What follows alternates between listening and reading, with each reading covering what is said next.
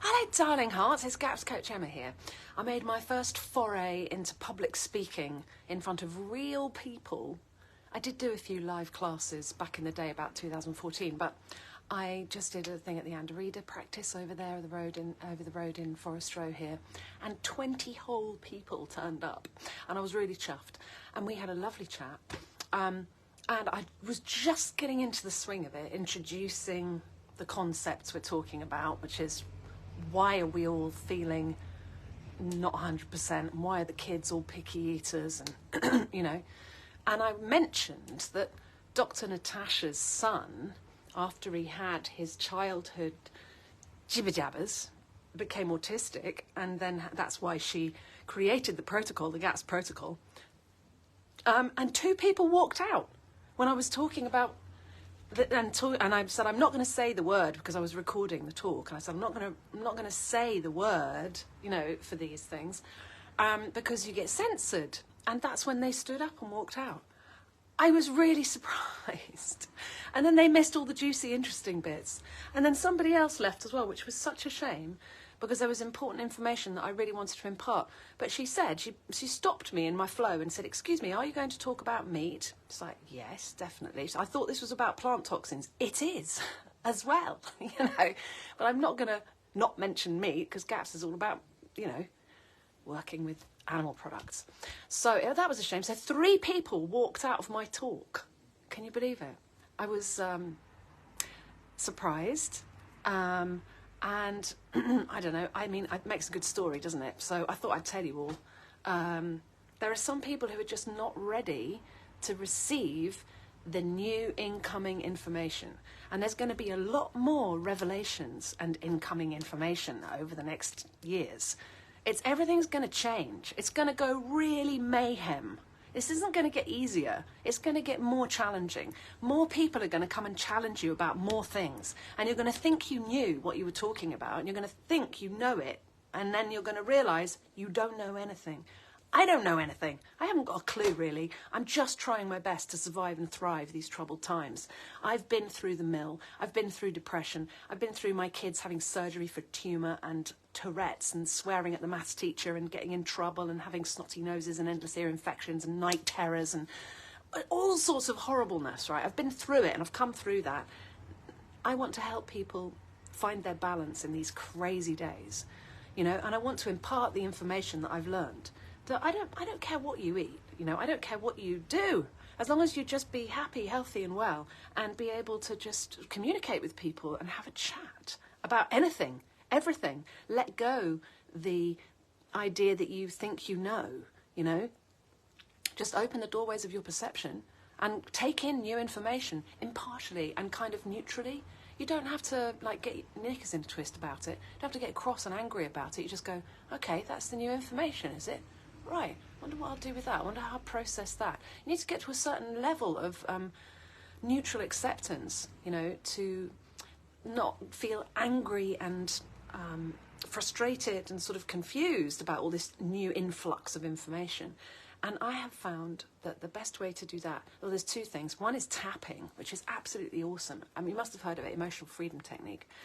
You know, you can, whatever's happening with you, you can go, even though I feel overwhelmed with all this new information, I deeply and completely love and accept myself, you know. And you're working with acupressure points, and you're sort of regrooving your neural pathways at the same time as embracing something that's uncomfortable. So you're not disowning a bad feeling like shame or guilt or resentment or frustration or anger, you know? Even though I feel so fucking angry. I mean, it looks ridiculous, doesn't it? Excuse, I didn't mean to swear then. Sorry, it just popped out. Even though I feel so angry, I deeply and completely love and accept myself. You do it on all these points. This one's a great one. Just under your collarbones, just here. This is where the women sort of beat their chest when they're grieving, don't they? It's linked to your lung meridian, which is all about grief. And tapping there makes me feel great. I just love it. If I'm feeling upset about something, even though I feel so angry I could spit, I deeply and completely love and accept myself, you know.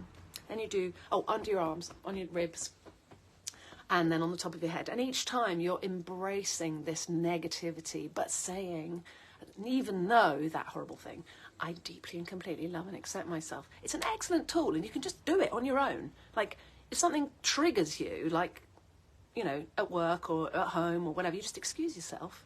You smile and wave, go to the loo, you know, and go, even though that just really triggered me and I feel like strangling them, I deeply and completely love and accept myself. You're owning your emotions, right? Emotions, energy in motion. If we let ourselves be angry, it's going to eat us up.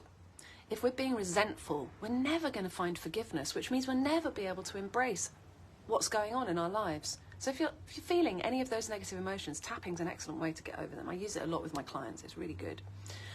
Yeah, and we need to open the doorways of our perception and be ready for new information, because you can take it or leave it with a smile on your face. Don't have to get offended about things, you know. I was quite surprised by that behaviour, walking out of the talk, but stopping me in mid-flow as well. Didn't just sneak out quietly, stopped me in mid-flow, you know, which I found quite surprising. I don't mind, but, you know, if it had been me, I would have gone, I don't want to hear this. I just would have gone out quietly, not make a fanfare, do you know what I mean?